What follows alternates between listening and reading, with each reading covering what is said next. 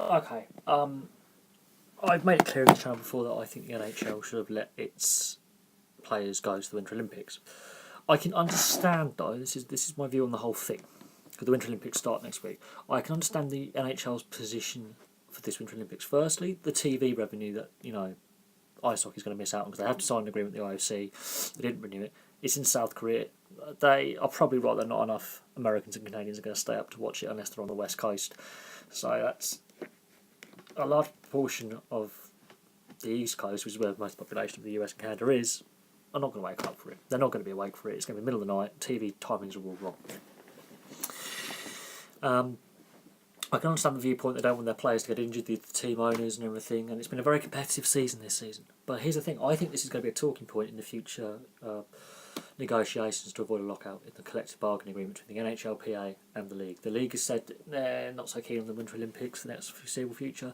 I think this is a key bargaining chip on the players' side. I really do. And I think the NHL is terrified about another lockout. I think they might give in to the players for the next Olympics. But this one, they're not going. I would like to see the players go. But they're not going to. We know this now. But I would have liked to see the NHL players go. I like seeing like Sidney Crosby and Patrick Laine, Austin Matthews, all play for their respective countries. I would love to have seen that. I really would have. I would have loved to have seen that. But alas, it is not to be.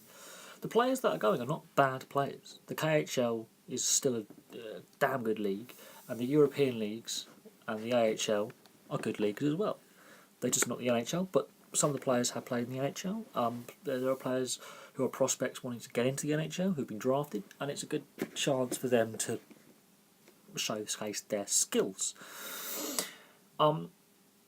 Yes, I would prefer to see a higher quality go, but at the same time, it's Olympic ice. It's not NHL ice size because it's not taking place in the US or Canada, and we as fans are grumbling about it. It's a very divisive issue, and it makes Gary Bettman more unpopular. To be honest, I think the way the NHL and Gary Bettman wording it and handling it specifically has not been the best, because they could have dealt with it better, saying, look, we're not going to this Olympics for these reasons.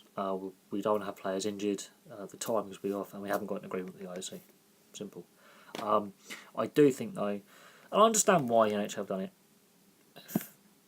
The travel, the timings, the money side, I can understand. I do think that in the next collective bargaining agreement in 3 years' time, this is one of the hot issues. The players did want to go. Ovechkin was furious. Crosby wasn't happy. Carlson wasn't happy. Big name players, all-stars were like, we want to go. And the fear that the NHL was worried that there could be loads of rebels going, they could tear up contracts. It's not going to happen. There's been no rumours of player strike, things like that. So the players have had to accept it. The NHLPA allegedly is on board with the decision, but a lot of the members, which are the players, were not.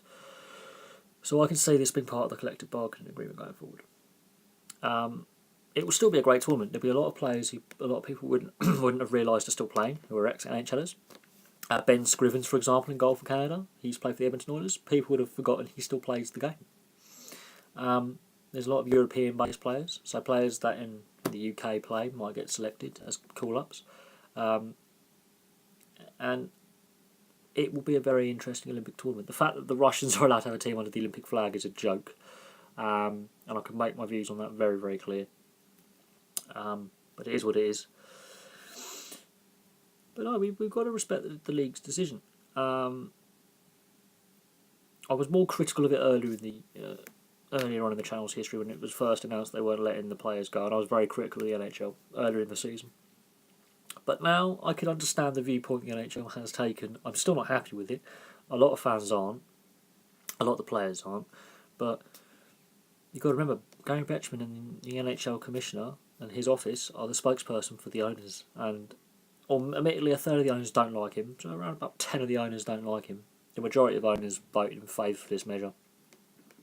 So therefore, the league has to go with it. They didn't get the numbers required to abstain or let the players go. So a majority of the owners are in favour as well. And to be fair, I can see their viewpoint as well. These are their employees. If they get injured, it affects the team on the ice. They have to take a break. Bear in mind, they've already had an All-Star break and they have bye weeks. Again, this is going to come up for discussion in the bargaining agreement. If you're an NHL fan, beware, there could be a lockout in 3 years' time. We hope there isn't. But I can understand why the NHL has taken the step to say we're not letting our players go this time. And they've done it before. They have done it before, where they've not let players go. And it's only been since '98 that players have been allowed to go again. And now it's come to an end. And this Olympics, they're not going. Will they go at the Olympics again? Of course they will. I have no doubt that in future Olympic Games, because Calgary's got to put a bid in for a future Olympics in 8 years' time, that they will go again. But at this current time, in this current Olympic cycle, no.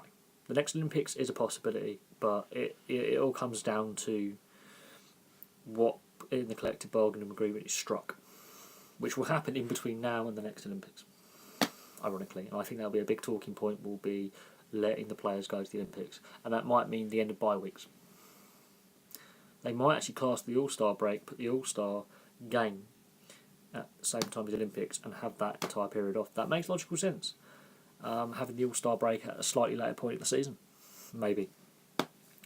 There are ways to mitigate having to suspend the season. You put the bye week and the All-Star break at the same time. So you get rid of the bye weeks and you move the amount of time off, and it makes logical sense. You can actually do the Olympics. And the NHL didn't think of that. But there you go. Anyway, that's my viewpoint. I can understand both sides. I can understand the frustrations. And this has come about because a viewer posted a comment on one of my previous videos that wasn't actually hockey related, saying he would like to see more hockey videos, ice hockey videos. So I thought I'd do one. Just gave me a little brainchild. So yeah, that's my view on it all. And that'll be me done for the evening. I'll have some more videos for you tomorrow. When I get in from the ice hockey, I'll be doing a couple of Six Nations reviews. I'll do an ice hockey review, and I'll do a preview for the England-Italy game, because there's only one Six Nations game on a Sunday and I'll be able to watch all that. Anyway, thank you very much for watching. Please like, subscribe, place comments below, and I'll have some more videos for you soon.